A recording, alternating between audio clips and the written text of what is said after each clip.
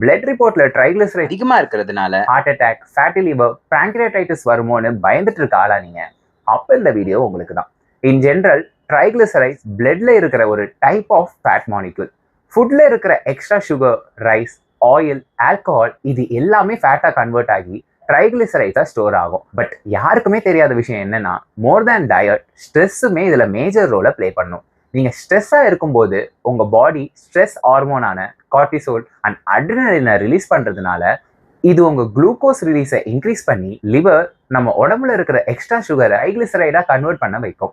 இதனால பசியும் அதிகமாகி கண்டதை சாப்பிட்றதுனாலுமே ட்ரைகிளிசரைட்ஸ் இன்க்ரீஸ் ஆகும். அண்ட் ரிசர்ச் படி ரொம்ப நாள் ஸ்ட்ரெஸ்ல இருக்கவங்களுக்கு என்னதான் நார்மல் டயட்ல இருந்தாலும் ட்ரைகிளிசரைட் எப்பவுமே அதிகமாக தான் இருக்கு. அண்ட் இந்த மாதிரி டைம்ல நீங்க பண்ண வேண்டியது என்னன்னா, deep breathing, yoga, meditation, consistent sleep, regular physical activity மாதிரியான ஸ்ட்ரெஸ் மேனேஜ்மெண்ட் தானே தவிர டயட் அண்ட் எக்ஸசைஸ்னு கிடையாது. நீங்க ஸ்ட்ரெஸ்ஸை கண்ட்ரோல் பண்றது மூலமா உங்க ட்ரைகிளிசரைட்ஸை மட்டும் இல்ல, ரிஸ்க் ஆஃப் ஹார்ட் டிசீஸையுமே கம்மி பண்ணலாம். ஸோ ஸ்ட்ரெஸ்ஸை குறைச்சு இந்த மாதிரி யூஸ்ஃபுல் மெடிக்கல் இன்ஃபர்மேஷன்ஸ் தெரிஞ்சுக்கணும்னா என்னை ஃபாலோ பண்ண மறந்துடாதீங்க.